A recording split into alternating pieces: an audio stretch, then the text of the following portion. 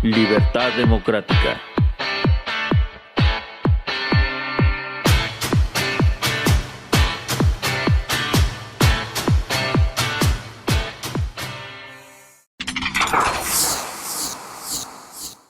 Pero la llegada de Trump llegó a cambiar las reglas del juego. La visión de Trump, que es conservadora en el ámbito económico, es distinta. ¿Cuál es la visión de él? Depender menos del comercio exterior, fortalecer más la economía interna de los Estados Unidos, apoyar sobre todo mucho su industria nacional, y al contrario, imponer más bien al resto del mundo una serie de condiciones y hasta de trabas económicas y legales a la relación comercial internacional. Esto lo podemos ver con la exigencia que hace Trump y la imposición de aranceles a todos los países del mundo, ¿no? Sí, nuestro país enfrentará el próximo año un escenario muy adverso con Estados Unidos, que busca acorralar a México, para lo cual el gobierno mexicano modificó la estructura interna de la Secretaría de Relaciones Exteriores, entre otras medidas que ha venido adoptando, a las cuales ya hizo alusión Juan José, con el fin de pertrecharse para hacerle frente a ese desafío que no es cualquier cosa. Entre las medidas que adoptó fue la designación de Roberto Velasco Álvarez como subsecretario para América del Norte, que por su eficaz desempeño en su encargo en relaciones exteriores ha servido con lealtad y eficiencia a la presidenta de la República, Claudia Sheinbaum. O sea, estamos viendo pues las acciones ya del gobierno mexicano pues para hacerle frente a una situación que va a ser muy complicada para el país y para la cual debemos estar debidamente preparados.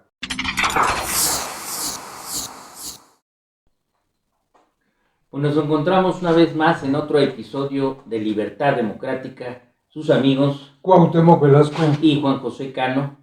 Y como siempre empezamos estos programas al triunfo de la verdad científicamente comprobada y comprobable y por el progreso del género humano. Comenzamos. Hoy vamos a tratar un tema que es muy importante y que creo que era necesario que hagamos un análisis, una reflexión sobre el mismo, ya que tiene implicaciones muy grandes en la vida, en la estabilidad y en el desarrollo del país y sobre todo en el bienestar de nuestro pueblo, de nuestra población. Tiene que ver obviamente con la relación bilateral que se tiene en México y Estados Unidos, por la trascendencia e importancia de los temas que inciden en la vida cotidiana, los temas económicos que están relacionados con la relación comercial, la necesaria negociación del TEMEC, si es que este se vaya a hacer como se ha pretendido hacer, ya que pues el gobierno norteamericano ha cambiado, ha dado un giro, un volantazo sobre las prioridades que tiene a nivel mundial en el tema del comercio, el tema de migración, el tema de la seguridad pública, el tema de la relación que existe entre México y Estados Unidos para combatir el fentanilo y las drogas, el trasiego de drogas, pero también la relación que se tiene que fortalecer para combatir el tráfico de armas, que también nos afecta mucho a nosotros como país. Y hay otros temas también que se relacionan y que tienen también una importancia fundamental, como es la del medio ambiente, el tema del agua. El tema del agua. El tema del agua, que eso es fundamental. Y esto lo tenemos que analizar bajo el contexto de lo que viene entre México y Estados Unidos, que no es fácil. Viene la negociación o la renegociación del TEMEC, pero obviamente también el establecimiento de exigencias del gobierno norteamericano hacia México, como lo ha hecho también hacia otros países de América Latina.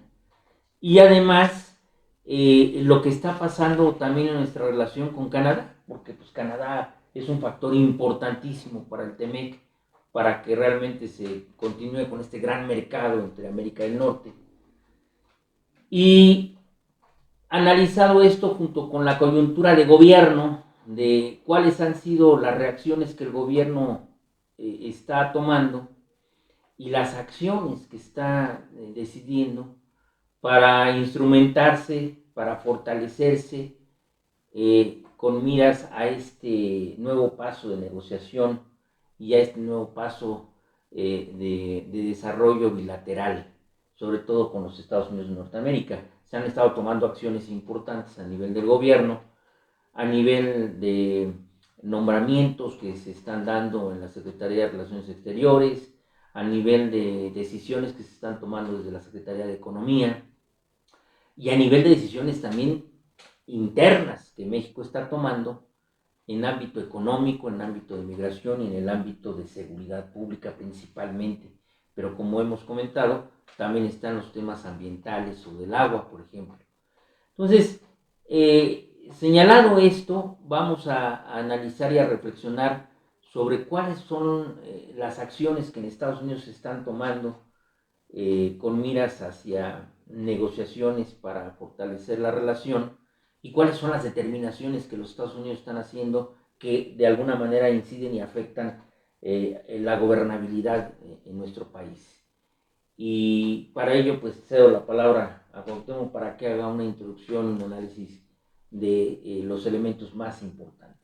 Sí, es muy importante subrayar que el pasado 2 de octubre el presidente de Estados Unidos anunció que su armada no solo va a tener un cambio de nombre, sino de enfoque, ya que se constituye en el Departamento de Guerra. Asimismo, notificó al Congreso de Estados Unidos que su país está involucrado en un conflicto armado internacional contra los carteles de narcotráfico a los que calificó de combatientes ilegales. Jaime Ortiz, abogado internacionalista, dijo al Universal que al nombrarlos de esta forma, aunque los primeros ataques se concentraron en el Caribe, la lógica de considerarlo así podría extenderse a organizaciones con base en territorio mexicano.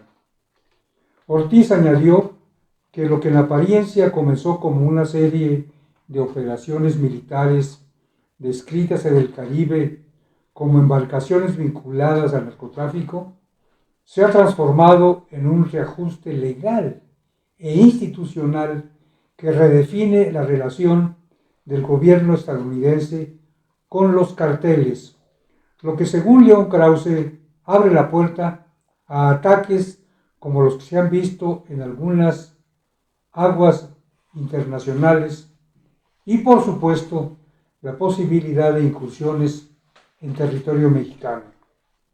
Según Alberto Hidalgo, la estrategia apunta a golpear a los carteles mexicanos que operan dentro de Estados Unidos sin afectar a actores internos estadounidenses y presionar a los carteles asentados en México, Colombia y Venezuela. En esta lógica advierte que la confrontación con los carteles no es solo un tema de seguridad, sino también un proyecto de trascendencia política diseñado para dejar una huella duradera en la narrativa del poder de Estado de Norteamérica. Por otro lado, la Junta Independiente de Expertos Laborales sobre México del Congreso de Estados Unidos consideró que la elección judicial de junio pasado, que se realizó en México, colocó a los jueces sin experiencia que pueden poner en riesgo compromisos de México en el TEC-MEC. Y esta semana el presidente estadounidense, Donald Trump, planteó la posibilidad de negociar 2 acuerdos comerciales bilaterales con México y Canadá respectivamente por separado el próximo año durante la revisión del TEC-MEC, amenazando la existencia de la segunda área de libre comercio más grande del mundo. A su vez, Jameson Greer, el encargado de las negociaciones comerciales por parte de Estados Unidos, dijo el pasado 3 de octubre que no tiene mucho sentido hablar de extender o actualizar el TECMEC cuando México ni siquiera está cumpliendo con partes importantes del acuerdo. Así, nuestro país enfrentará el próximo año un escenario muy adverso con Estados Unidos, que busca acorralar a México, para lo cual el gobierno mexicano modificó la estructura interna de la Secretaría de Relaciones Exteriores, entre otras medidas que ha venido adoptando, a las cuales ya hizo alusión Juan José, con el fin de pertrecharse para hacerle frente a ese desafío que no es cualquier cosa. Entre las medidas que adoptó fue la designación de Roberto Velasco Álvarez como subsecretario para América del Norte, que por su eficaz desempeño en su encargo en relaciones exteriores ha servido con lealtad y eficiencia a la presidenta de la República, Claudia Sheinbaum.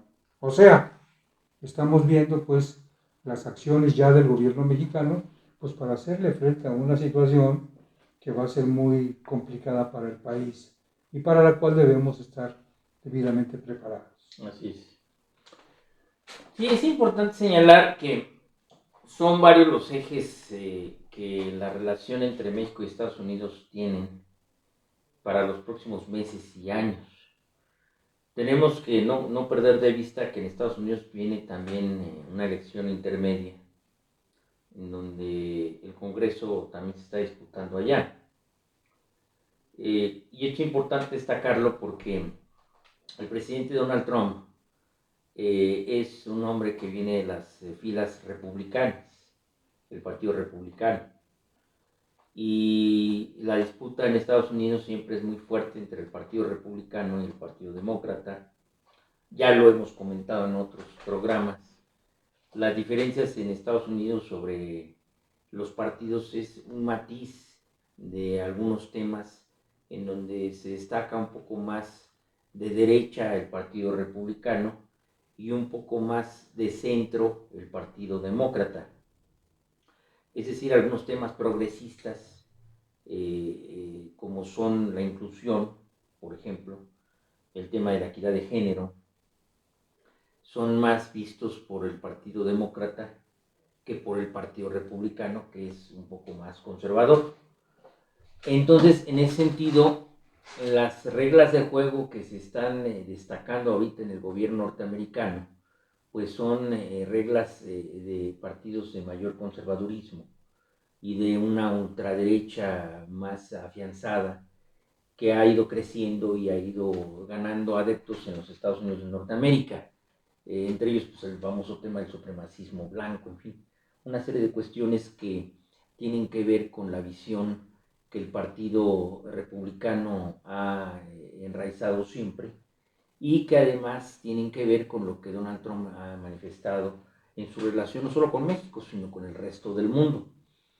Aquí, en ese sentido, podemos observar que la visión política o geopolítica de Donald Trump con respecto a México y América Latina y al resto del mundo, pues ha dado un giro a lo que realmente se había llevado durante los últimos 15, 20 años, que era anteriormente a Donald Trump, pues era el famoso libre comercio, la globalización, era fomentar al contrario cada vez más la interdependencia comercial entre las naciones, ir estableciendo bloques de negociación del libre comercio en varias regiones del país, como se hizo en su momento en 1993 y 94 con el TLC, que se convirtió después en el Telecan y luego en el TEMEC.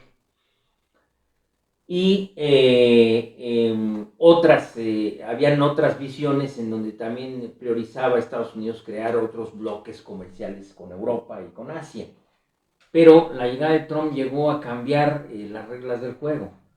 La visión de Trump, que es conservadora en el ámbito económico, es distinta. ¿Cuál es la visión de él? Depender menos del comercio exterior, fortalecer más la economía interna de los Estados Unidos, apoyar sobre todo mucho su industria nacional, y al contrario, imponer más bien al resto del mundo una serie de condiciones y hasta de trabas económicas y legales a la relación comercial internacional.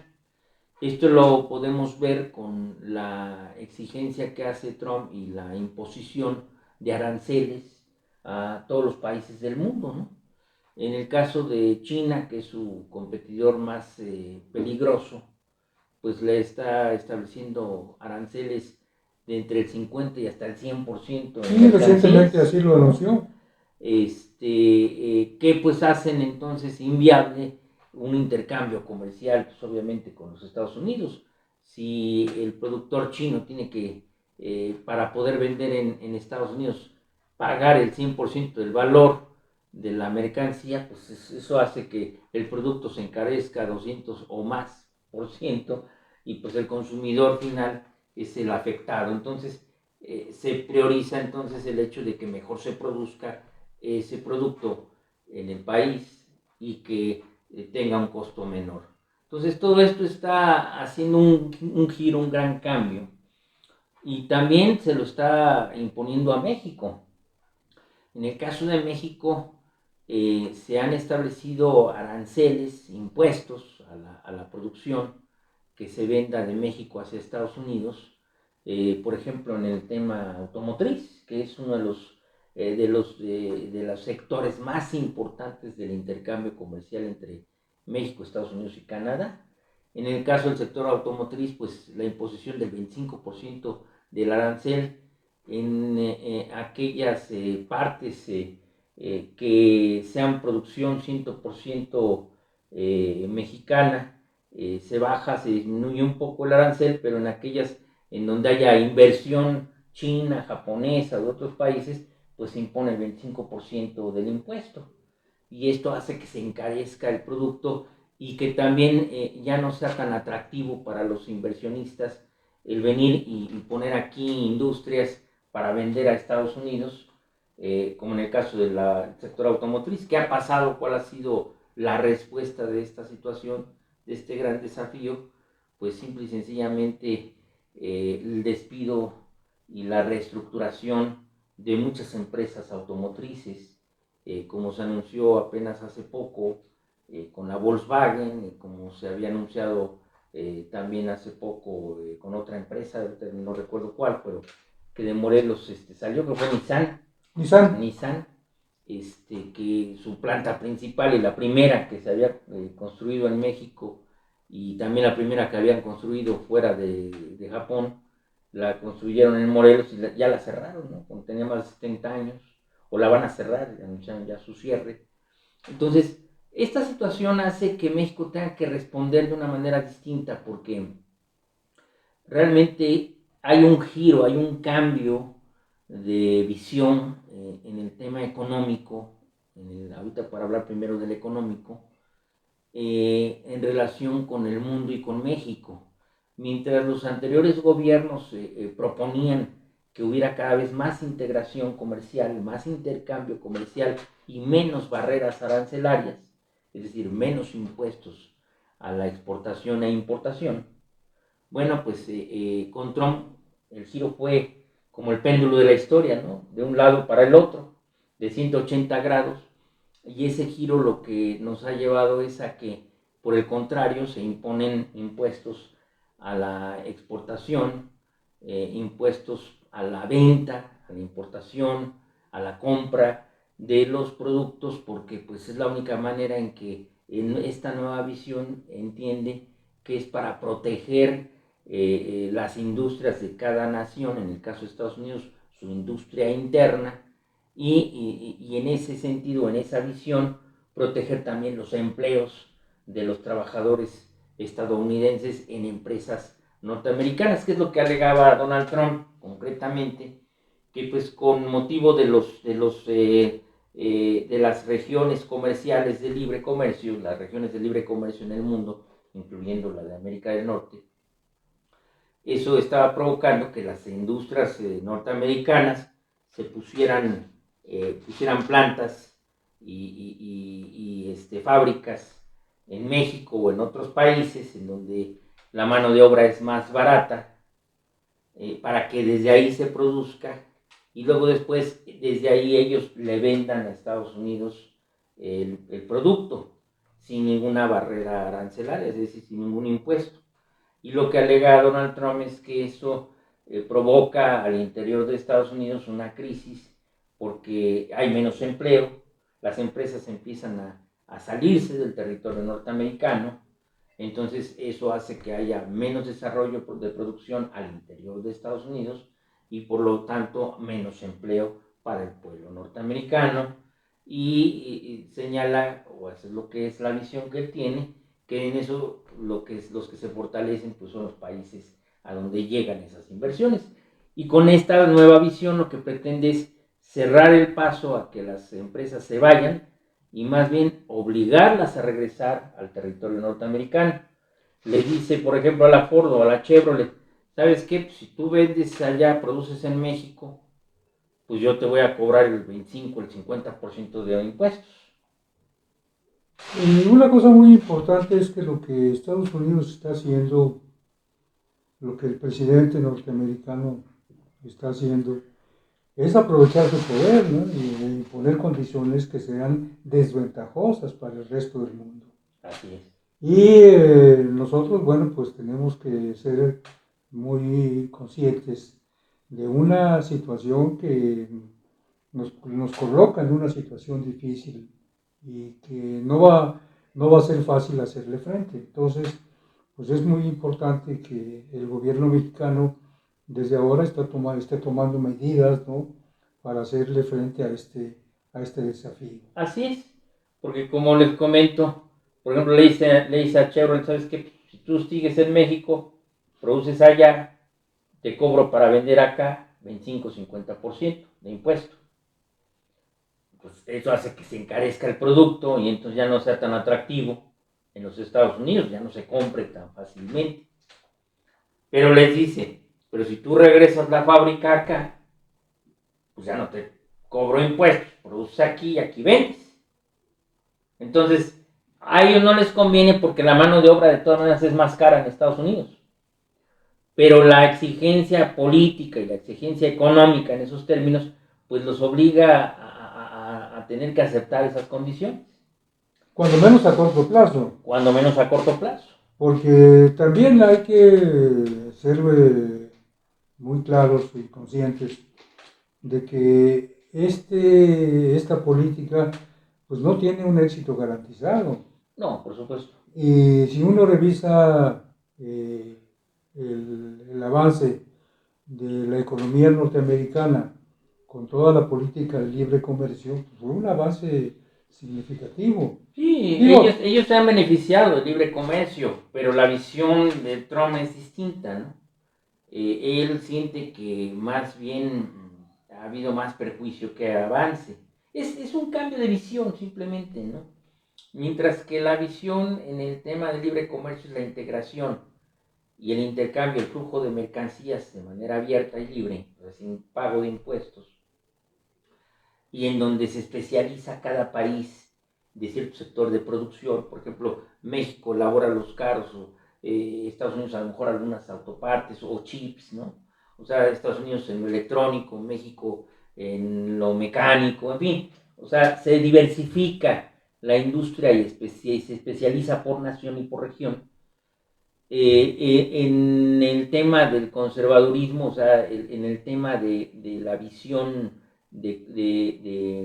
no de libre comercio, sino de cierre de comercio, en esa visión nacionalista que se tiene en Estados Unidos ahorita, pues el punto que ellos analizan es fomentar las industrias como en los años 40, ¿no? En donde se generaba la gran industria al interior de Estados Unidos y vendían simplemente ellos al extranjero. Y ahí fabricaban, y ahí producían, y ahí vendían. Y ellos decían que eso iba a ser pues, el gran desarrollo del bienestar norteamericano, porque iba a generar más empleo y eso iba a generar una industrialización mucho más fuerte. Uno de los temas que él alega es que se ha desindustrializado Estados Unidos por estar mandando al extranjero a sus fábricas y a sus empresas. Esto no es tan cierto del todo, pero es la visión que ellos están manifestando, al menos en este gobierno, ¿no? Y además el uso del poder, porque no es algo que se esté manejando democráticamente, ¿no? Sino Ah, no, es una es una muy imposición, clara. y le ha establecido el gobierno norteamericano impuestos a todo el mundo, o sea, hasta sus aliados potenciales en temas de seguridad nacional, como Inglaterra, como Francia, como Alemania, como Italia, a sus propios aliados, pues se está imponiendo aranceles y Pero restricciones, ¿no? es muy importante subrayar que con algunos países, como es el caso de Inglaterra, Trump ha establecido negociaciones Fue más leve. en las cuales Inglaterra sale beneficiado, Sí. es decir, no le ha impuesto las reglas del juego que Que se le impusieron a otras partes del a mundo. otras partes del mundo, ¿sí? Y Así es. eso es un antecedente muy importante, porque entonces México lo que tiene que hacer pues es aspirar a una negociación en la cual se dé una situación similar a la que se dio entre Estados Unidos e Inglaterra. Inglaterra. Te voy a decir cuál fue el secreto de Inglaterra, ¿no? A lo mejor es un poco broma, pero a lo mejor por ahí está el asunto, ¿no? El gobierno inglés le abrió las puertas a los Estados Unidos, a Donald Trump en concreto, particularmente a Donald Trump, para que pudiera construir varios campos de golf en el interior de Reino Unido, ¿no? Entonces, a lo mejor lo que necesitamos en México es decir, Donald, aquí tenemos bastante terreno para que pongas tus campos de golf, ¿no? Digo, esto es chascarrillo, pero es cierto.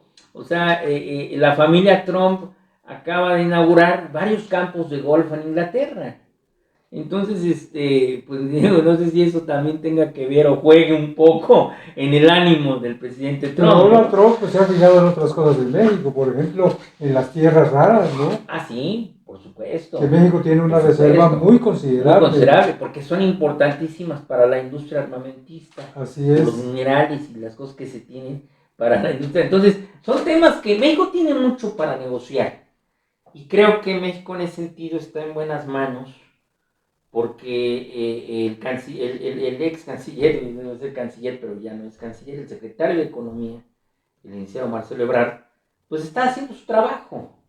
Está tratando de generar condiciones hacia Estados Unidos y para México, en donde se pueda realmente llegar a una nueva reintegración comercial y se pueda nuevamente generar el Tratado de Libre Comercio, el TEMEC, en condiciones muy adversas, porque si lo analizamos desde un objetivo real, Donald Trump, como se observa, como se ve, pues es anticomercio exterior. O sea, analizando las cosas en blanco y negro, Trump está en contra de los tratados y los acuerdos comerciales a la visión que se tenía con el TEMEC o con el TLC o el Telecan anteriormente. Entonces, ¿eso qué hace? Que pues entonces las cosas sean mucho más difíciles, porque para poder negociar con un gobierno que realmente no le da mucho valor a los acuerdos comerciales, pues entonces se tienen que llevar otros temas para poder abrir esa brecha que le convenga a México. Y esos otros temas son otros aspectos de la gobernabilidad entre México y Estados Unidos y de interés, como Ahora es el migratorio, por México ejemplo. ha estado adoptando decisiones que son importantes y que le abren una posibilidad de mejoría económica, Claro. como es el caso del Plan México, ¿no? Por supuesto. Ahora, Por supuesto.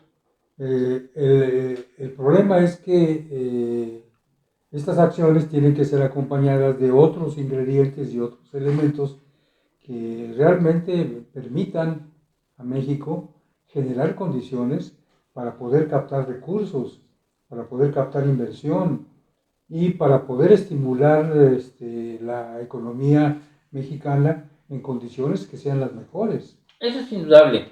Y aquí, mira, aquí quiero hacer también un paréntesis interesante, porque hay que reconocer que la visión de negociación que se tiene en el gobierno de la presidenta Claudia Sheinbaum es una visión más realista, más objetiva, más de beneficio para el país que la que tenía el expresidente Andrés Manuel López Obrador, porque el expresidente Andrés Manuel López Obrador realmente no entendía mucho sobre el tema comercial, aunque hay que reconocer que en su momento se negoció una partita del TEMEC también con Trump, Así es. pero era otro Trump, ¿me entiendes? El Trump que Era otra la regresó, actitud de Trump, otra la política. el Trump que regresó a la presidencia es un Trump muchísimo más conservador que el Trump que negoció en su momento con Marcelo Ebrard y con Andrés Manuel López Obrador el TEMEC. Pero si nosotros ahorita estuviéramos en manos del presidente López Obrador, sería todavía mucho más difícil llegar a acuerdos con los Estados Unidos. Y voy a decir por qué. Primero, porque sobre la mesa de la negociación para el TEMEC o lo que venga del próximo acuerdo entre México y Estados Unidos, que hasta pudieran ser ni siquiera el Tratado de Libre Comercio como se tenía con México, Canadá y Estados Unidos, posiblemente ahora sean acuerdos individualizados, bilaterales entre México y Estados Unidos y otro entre México y Canadá, porque así parece que Trump lo está empezando a vislumbrar. Si nosotros, en la mesa de esas negociaciones, el gobierno de Trump va a poner sobre la mesa los siguientes temas. El tema migratorio. El flujo de migrantes de Centro y Sudamérica, bajo la visión del gobierno republicano de Donald Trump, pues tiene que realmente pausar, tiene que frenarse ese flujo de migrantes. El gobierno norteamericano, nos guste o no nos guste, en manos de Donald Trump, tiene una visión más nacionalista de la economía y también de la política interna. No quiere tanta migración de América Central y de América del Sur. ¿Por qué no la quiere? Porque alega, vuelvo y repito, que toda esa gente llega a Estados Unidos a buscar empleos que para él le corresponde a la población estadounidense, y además, pues bajo una visión realmente errada, pero es la visión que él tiene, con el flujo migratorio, Estados Unidos se ha llenado de gente para él nociva, han llegado mucha delincuencia, cosa que esto no es así. O sea, la delincuencia en Estados Unidos la han tenido por sus mismas condiciones políticas y económicas. Pero para ellos, bueno, pues el aumento de los márgenes de delincuencia, del consumo de drogas o de venta de drogas, tiene mucho que ver también con el tema migratorio. Entonces, le exigen a México, pues cierre fronteras y no permita el paso de migrantes hacia Estados Unidos. O sea, lo pone a México como un muro, concretamente, para evitar la migración. Cuando Trump decía, voy a construir el muro, pues sí lo está construyendo. Está obligando a México a cerrar fronteras hacia Estados Unidos. Pero esto nos pone en un dilema que México tiene que entender y aceptar. ¿Cuál es? Bueno, pues negociar con Estados Unidos entonces, que Estados Unidos propicie condiciones económicas que favorezcan a Centroamérica y a Sudamérica en políticas económicas para evitar que existan esos flujos de migración. Porque la gente no se va de Venezuela, de Honduras, de Nicaragua, no salen de sus países por gusto, o sea, porque realmente amen la forma o el estilo de vida norteamericano. La gente sale de esos países pues por pobreza. Por afán de sobrevivencia. Claro, o sea, porque no hay condiciones de vida en esos países, no hay condiciones económicas. Entonces, México lo que tiene que plantear sobre la mesa en la negociación es que para realmente frenar esos flujos, pues tienen que haber condiciones económicas y de apoyo económico a esas naciones para evitar que ellos tengan que emigrar y crear condiciones en esas naciones de empleo, fundamentalmente. Y eso también pone en otro dilema a México. ¿Qué hacer con los migrantes que no sean aceptados en Estados Unidos y que estarían en México? O sea, en teoría, pues México tampoco está en condiciones para recibir cientos de miles o millones de migrantes, pero la verdad en nuestro territorio. Los ha estado acogiendo, digo. Los está acogiendo y eso nos va a generar una problemática al corto y al mediano plazo mucho más fuerte que la que tenían los norteamericanos. Por eso es muy importante que México también abone a que Estados Unidos permita establecer condiciones económicas para generar avance económico en estos países. Claro, tienen que crearse polos de desarrollo en la región de Centroamérica y polos de desarrollo en la región de Sudamérica, claro, para que estos márgenes de migración se frenen de manera natural, porque México tampoco está en condiciones de recibir millones de migrantes. Digo, si no hay empleo para los nacionales, si no hay desarrollo económico para los nuestros, pues menos vamos a tener para ahora asimilar a muchos de nuestros hermanos centroamericanos y sudamericanos, a quienes les mandamos un abrazo y un respetuoso. No estamos en contra, al contrario, estamos solidarios a sus necesidades, pero tenemos que entender la realidad de lo que se vive en México y que se vive en esas naciones. México tampoco está en condiciones económicas óptimas, ¿no? O sea, estamos tratando de avanzar, pero no podemos nosotros tampoco frenar asimilando esa migración. Entonces, México tiene que hacer entonces ahí un doble juego de negociación. Una negociación con Estados Unidos para propiciar que Estados Unidos acepte apoyar polos económicos en Centroamérica y Sudamérica. Y a su vez México tiene que negociar con los países de Centroamérica y Sudamérica pues controles migratorios. Es decir, tiene que llegar a acuerdos con esos países para que esos países también empiecen de alguna manera a generar condiciones que eviten ese flujo migratorio. Y esto no es fácil, ¿eh? Pero lo que estamos diciendo es algo muy importante, porque estamos con esto evidenciando que el asunto no es nada más que tiene una sola vertiente, sino que son varios los frentes que hay que atacar. Así es. ¿Sí? Así y considerar que no solamente son cuestiones que México debe decidir internamente, sino buscar salidas, pues por ejemplo, en el caso de los migrantes de América Latina, para que esos migrantes, bueno, no tengan necesidad de migrar, sino que se puedan quedar en sus lugares de origen, ¿no? Porque es obvio, exigen y con toda razón y dignidad, ellos exigen pues vivienda, pues, exigen empleo, exigen apoyos en salud pública, exigen apoyos educativos, pues es obvio, o sea, los hermanos de Centroamérica y Sudamérica pues tienen que tener condiciones de dignidad para poder también sobrevivir y salir adelante con sus familias. Entonces, se tienen que crear condiciones, polos de desarrollo económico, para que ellos tengan posibilidades de oportunidad y de avanzar en sus necesidades. Y en eso México tiene que ser un pivote detonante en la negociación con Estados Unidos y en las negociaciones con los países hermanos de Centro y Sudamérica. No es fácil, pero se tiene que hacer, porque México no puede asimilar esa responsabilidad, no la puede asimilar, no tenemos condiciones. No, y no va a poder detener a final de cuentas los flujos migratorios, si son millones de gente, ¿cómo los va a parar? No hay manera, no hay entonces, forma. Ellos tienen que entender que tiene que haber también voluntad política de ellos para impulsar esos desarrollos en América Latina. Pero ojo, esto también nos lleva a otro tema.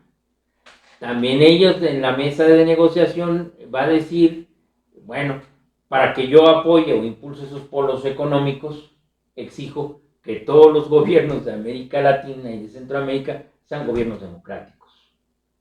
Fíjate, pues obvio, o sea, es un tenidaca, ¿no? Un tenidaz, y además que obtengo. Sí, o sea, esa es otra parte que también está dentro del juego de todo esto. Y esa situación también es entendible, o sea, parte de la gran molestia norteamericana sobre estos temas, pues es que critica y cuestiona al gobierno de Venezuela, critica y cuestiona a Nicaragua, critica y cuestiona las políticas en Bolivia, en fin, o sea, porque además quieren impulsar a través de esto una visión ultraderechista de gobierno, que tampoco es aceptable, porque los gobiernos de Centroamérica y Sudamérica pues tienen derecho los pueblos, como decimos aquí en México, todos los pueblos del mundo tienen derecho a la autodeterminación de sus propias decisiones, es decir, a la forma de gobierno que ellos consideren digna. Así es. ¿No? Porque es voluntad del pueblo y de los pueblos de estos países decidir su forma de gobierno, no imponérselas desde el norte. Pero esto es parte de esa gran negociación y de esa dificultad que tiene que México sortear para poder impulsar polos de desarrollo en Centro y Sudamérica. Pero sería muy importante que México abriera un frente con América Latina, ¿no? Eso es fundamental. Para poder fundamental. plantear esta problemática, ¿no? Y buscarle soluciones y salidas. Yo creo que es importantísimo que México también le dé un gran realce a las coordinaciones, a las políticas de coordinación con el resto de América Latina, para poder crear un frente, no un frente hostil contra Estados Unidos, no, un frente de negociación, un frente de acuerdo, un frente de concordia, para llegar a acuerdos que puedan permitir el desarrollo de América. Ahora, esto nos lleva al otro tema. El otro tema para la negociación, en la mesa de negociación de Trump hacia México, pues es la seguridad pública. Concretamente, el tema del combate al crimen organizado, el tema del combate al trasiego de drogas, el combate al fentanilo, el combate al lavado de dinero, que también es una exigencia norteamericana, y a su vez nuestra postura, el combate al tráfico de armas, que nos ha llenado de sangre en nuestro país y que ha provocado grandes masacres que se han dado en las luchas con el crimen organizado. Y en esa, Trump vuelve a endurecerse, como lo acabas de señalar, se vuelve a poner muy rudo y dice: declaro a los organismos criminales organismos terroristas. Esto es un cambio, un giro importante. ¿Por qué? Porque implica que al considerar a los cárteles de la droga terroristas, pues ya Estados Unidos no negocia con ellos, sino los combate en forma directa. Y otro cambio de giro que acaba de dar, todavía recrudeciendo más su postura, diciendo que tiene por eso motivo, le declara la guerra, ya una declaración de guerra de Estados Unidos a los cárteles de la droga. Esto es importantísimo, porque una declaratoria de guerra de Estados Unidos hacia un país, por ejemplo, pues es el inicio de una hostilidad violenta, militar, y con todo el desarrollo de su tecnología, de su inteligencia y de su poderío militar. Y al señalar que declara la guerra a los cárteles mexicanos o de otros países, pues está señalando que con eso, implícitamente, que puede emplear cualquier elemento a su disposición bélico y de inteligencia. Entonces, esa declaración nos lleva a analizar que Estados Unidos con ello va a tener, de una forma muy unilateral, porque obviamente México no lo está aceptando, ni lo aceptaría, pero en forma unilateral Estados Unidos está señalando y diciendo: voy a entrar a tu territorio, voy a combatir a tus criminales y voy a hacer inteligencia en tu territorio y voy a hacer todo lo que sea necesario para acabar con ellos. Y esto pues implica una amenaza a la soberanía nacional, pero nos además, guste o no nos guste.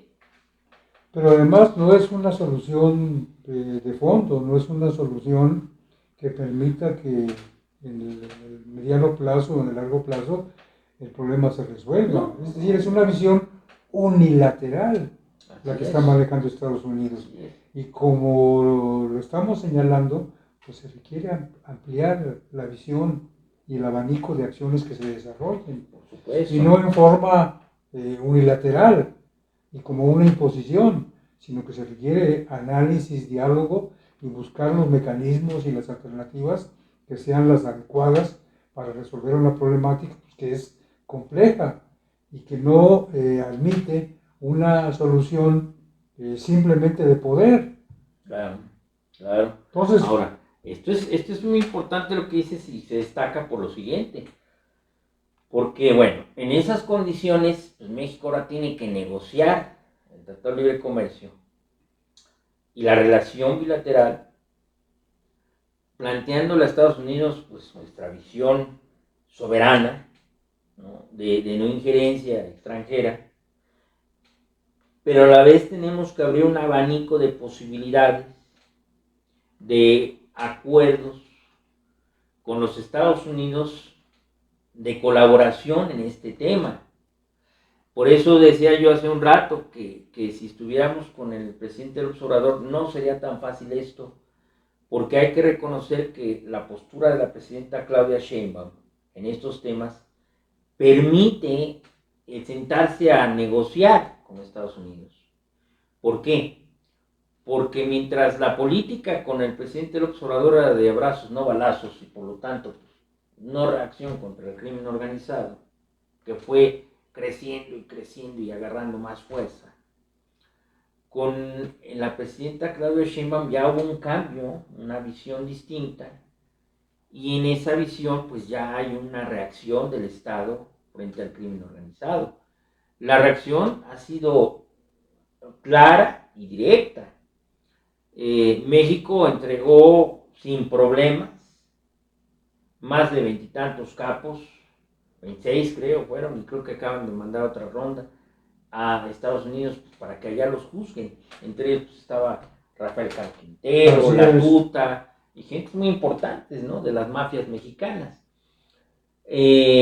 México está adoptando una postura más activa o proactiva a través de la Secretaría de la Defensa, a través de la Secretaría de Marina y a través de la Secretaría de Seguridad Pública con Omar García Harfuch frente al crimen organizado. O sea, se están haciendo acciones policiales, de inteligencia, de investigación, pero también se están haciendo acciones de detención, de persecución, como debe ser. El Estado tiene que reaccionar. ¿Esto ha recrudecido la violencia? Sí, se la ha recrudecido. Pero ha sido necesario porque, a final de cuentas, los Estados Unidos establecen una exigencia que es innegociable, que es ese combate al crimen organizado.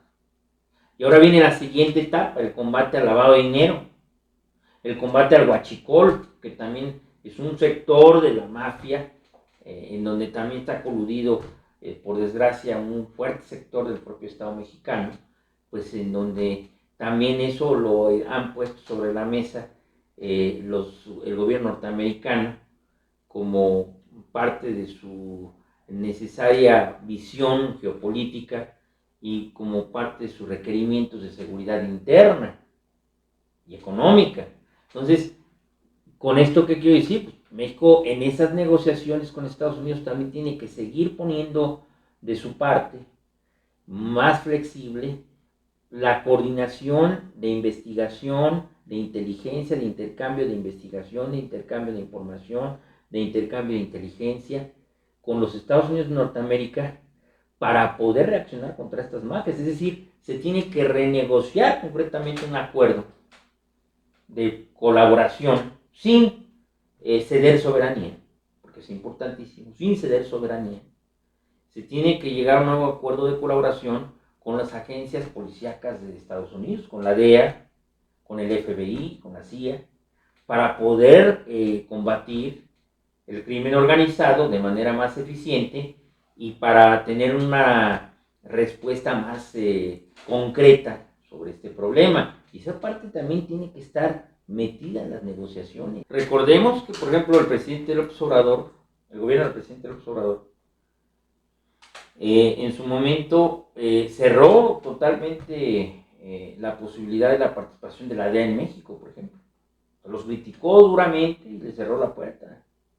Que esto provocó también una reacción política interna en Estados Unidos de molestia muy fuerte. Entonces, ahora la política tiene que ser de colaboración necesaria, no puede ser de otra manera. Obvio, México no puede ceder soberanía. Nosotros no podemos permitir como país que los norteamericanos entren a territorio mexicano a perseguir delincuentes y mucho menos a crear una guerra dentro de nuestro territorio. Eso sería fatal para la estabilidad nacional. Imagínate que las tropas americanas acá hagan una guerrita. No, o sea, esto no puede ser, no puede ser, es imposible. México no lo puede permitir. Pero sí tenemos que entender que tiene que haber niveles de colaboración entre México y Estados Unidos en el combate al crimen organizado, niveles de colaboración y de eficiencia para combatir el flagelo y para dar resultados. Sí, además involucrar otros aspectos como la migración, que hemos hecho algunos comentarios sobre ese particular, Claro. y considerar, bueno, la falta de condiciones económicas en distintos países para realmente resolver sus problemas y generar condiciones para que haya empleo, para que haya bienestar y que la gente no tenga que emigrar de esos países y buscar llegar a Estados Unidos.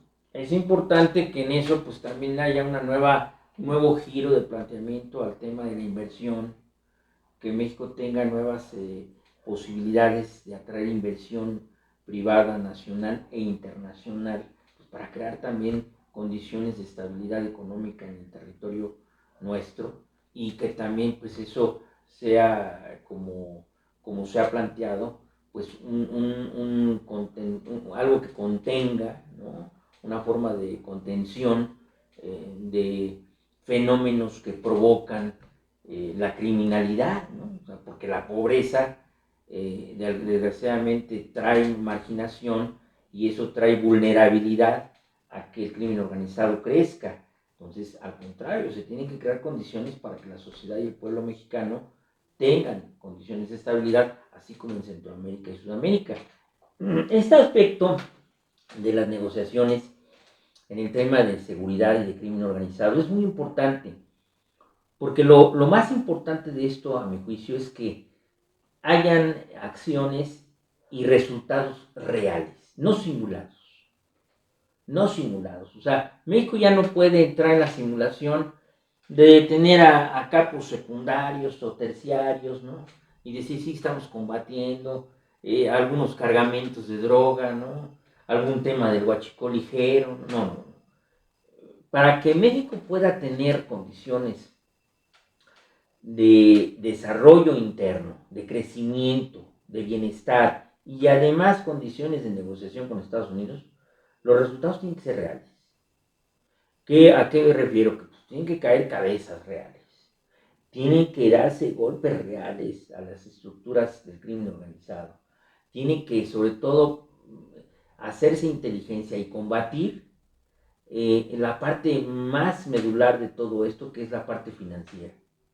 Se tiene que hacer un estudio, un trazado de inteligencia profundo para combatir la especulación bursátil, la especulación financiera, para combatir el lavado de dinero de alto nivel, como es pues, las transacciones de acciones y todas estas cosas, la compra de criptomonedas, todas estas cosas que de alguna manera México no tenía muy claro, todavía hasta hace unos años, pero conforma parte de este entramado y que es muy importante. Es decir, México tiene que meterle mano muy profunda al sistema financiero y al sistema de pagos para poder también desde ahí discernir y debilitar a las estructuras del crimen organizado. Pues es fundamental, ¿no?, que abramos la actitud y que busquemos hacer un planteamiento que recoja los diferentes aspectos, ¿no?, que hemos mencionado el día de hoy, porque no es una cuestión que pueda resolverse con una acción aislada o unilateral.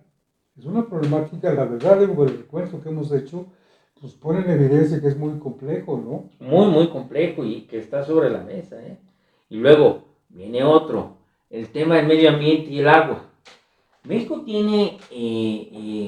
ha estado de alguna manera adherido a los acuerdos, por el acuerdo de Tokio, que es relacionado con el tema medioambiental, ¿no? Y también tiene tratados importantes con Estados Unidos sobre intercambio de agua. Las políticas hasta antes del gobierno de Trump en el tema medioambiental, por ejemplo, pues era empezar a desplazar las energías contaminantes por energías limpias, ¿no? Se estaba impulsando mucho a nivel de México y el mundo, pues el tema de la electricidad, ¿no? El tema de la energía eólica, en fin, o sea, era una visión distinta y muy necesaria porque hay que combatir el cambio climático, o sea, estamos viviendo las consecuencias de un cambio climático y lo estamos apreciando en México al menos, en las enormes broncas que han habido en inundaciones en el país, lluvias torrenciales atípicas, como se ha señalado, que están dañando el país entero. Eso es un ejemplo del problema del cambio climático. Sin embargo, la visión del gobierno de Trump es otra también. O sea, también en ese sentido, el gobierno norteamericano le está dando ya un portazo al tema de las políticas ambientales para regresar al tema de la producción de hidrocarburos. Bueno, México tiene entonces en ese estándar de negociación, que negociar a la limón, digo yo, así le llamo yo, ¿no? Como se decía antes, ¿no? O sea, tiene que acceder a ciertos ámbitos de la política norteamericana que ahorita se están dando con el tema de hidrocarburos, entre ellos fue el tema del combate al huachicol, pero también México no puede apartarse de su continuo camino hacia la generación de energías limpias. Porque como bien acabas de decir, bueno, pues en Estados Unidos ahorita es un gobierno, ¿no? Y no sabemos qué va a pasar en el futuro, si vaya cambios de gobierno, si cambien también de visión. México no puede frenar la necesidad de ir fomentando energías limpias, fomentando la energía eléctrica, eólica, etcétera, etcétera. No podemos dejar de frenar eso, porque es una cuestión de supervivencia mundial. Sin embargo, eso dentro de la mesa de negociación con Estados Unidos es otro factor de tensión, porque el gobierno norteamericano actualmente tiene otra visión. Y esto es también difícil de poder establecer, ¿no? Porque pues, a Trump le molesta todo lo que no es su punto de vista. Esa es otra parte que tiene que ver con esto. Y el tema del agua. México pues, tiene un gran problema de abastecimiento de agua, pese a las enormes lluvias que ahorita se han generado. Ha habido muchos años de problemas de sequía a nivel de muchos territorios. Y el agua es vida, como siempre se ha dicho, o sea, es vital. El tema del líquido, del agua, es vital para el desarrollo y la estabilidad y supervivencia de los mexicanos y de nuestra conformación. Y ese tema también llega a tocar base con Estados Unidos porque hay un acuerdo de intercambio de agua. Sí, ¿No? yo creo que también es muy importante incorporar el tema del agua, ¿no?, a esta estrategia global de la que estamos hablando, ¿no? Y en la mesa de la negociación es lo que se va a plantear, ¿no? Entonces, es muy fuerte el reto que se está estableciendo para el gobierno mexicano y que en este momento va a tener en sus manos a nivel de relaciones exteriores Juan Ramón de la Fuente y Roberto Velasco. Y particularmente Roberto, y Roberto Velasco. que va al tema Sí, del agua. y a nivel de comercio, pues Marcelo Ebrard. Entonces, es importante que esto se vea porque no son temas menores ni temas tan fáciles. O sea, Así es. tienen realmente una gran responsabilidad ellos para que la presidenta de la República pueda rendir buenos frutos en esos Así temas. es. Y no es tan fácil. Y esto nos lleva al otro tema, de la inversión, que acabas de comentar del Plan México, ¿no? Que México también ha tenido que regenerar al interior de sus políticas económicas la necesidad de fomentar la industria nacional, la necesidad de empezar a sustituir importaciones, la necesidad de impulsar condiciones para que la inversión privada mexicana y la inversión pública mexicana generen servicios y productos. Entonces, esto también nos lleva a otra cuestión, ¿no? la competencia entre los precios que se tenían con mercancías, por ejemplo, chinas, que eran de bajo costo, con las mercancías que se tienen que producir ahora en México, que van a ser de más costo. Por desgracia, los insumos son más caros. Pero no puede hacer México otra cosa. Entonces, esto, por desgracia, ha sido también un gran reto y un gran desafío para el gobierno mexicano, el tener que ahora replantear cómo reindustrializar a México y cómo depender menos de la importación de mercancías con los propios Estados Unidos y con el resto del mundo. Pero yo creo que lo que hemos planteado en este programa pues marca una pauta muy importante y significativa. El problema es muy amplio, es complejo, ¿no? Y no se puede enfocar con una visión dogmática ni unilateral, Claro, sino que tiene que abrirse claro. para considerar los diferentes ámbitos, rubros, las diferentes situaciones que están involucradas y que hay una interacción entre una cosa y la otra, porque no se pueden aislar los problemas. No. Debe de buscarse que se consideren en su integralidad y que se vean bueno, las vertientes que es necesario apuntalar para avanzar en la solución de los mismos. Aquí es muy importante también entender que México no puede cerrar la puerta de la coordinación y colaboración entre el sector privado y el sector público. Claro, pues O sea, también el sector público no puede solo. Tiene que haber coordinación con el sector privado, nacional e internacional. Pero primero el nacional. O sea, se tienen que crear condiciones para que el inversionista mexicano, el empresario mexicano, pueda seguir produciendo y produciendo mejor y pueda además fomentar precios competitivos. Y eso también tiene que ver, fíjate, desgraciadamente, y hay que plantearlo, que esa es la parte de la visión económica que no se está dando en el gobierno mexicano actualmente, tiene que ver con una redistribución y una reconformación de una política fiscal. Desde mi punto de vista, no es aumentando impuestos como se va el Estado a fortalecer, sino yo creo que es bajando impuestos y distribuyéndolos de mejor manera, para que también eso fomente la inversión. Porque si tú como inversionista vas a pagar 30 y tantos % impuestos sobre la renta, masivas, más esto, más, ves que las condiciones no son muy buenas, ¿no? ahí se requiere una revisión a fondo, ¿no? Se requiere una revisión a fondo, que no se da y que todavía no se pone en la mesa del Plan México. Sí.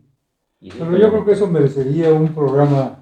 Sí, no, pero es necesario tocarlo, ¿no? Pero es necesario tocarlo porque sí, México está planteando el Plan México como respuesta al tema de la situación económica mundial y la visión de Estados Unidos, pero el Plan México para tener y poder rendir frutos pues requiere también un pivote a nivel de la estructura de gobierno. Creo que digamos, en el balance de este programa estamos observando que hay también muchos aspectos positivos de la gestión de la presidenta Claudia Sheinbaum. Indudablemente. También los hay, porque como lo hemos dicho, hemos señalado lo bueno y lo malo. Hay temas que creo que están yendo generando una inercia positiva y era necesario tocarlo y es necesario profundizar aún más en eso y seguramente sociedad y gobierno lo vamos a impulsar porque México es un gran país, es una gran nación, somos un gran pueblo y creo que nos merecemos también una mejor condición de vida. Indudablemente, así es que tenemos una puerta abierta, ¿no? Así es. Para poder seguir abordando toda esta problemática tan importante y tan significativa y crucial para nuestro país. Por lo pronto, pues agradecemos su atención, nos extendimos un poco, pero creo que valía la pena. Muchas gracias. Muchas gracias y los esperamos para la próxima.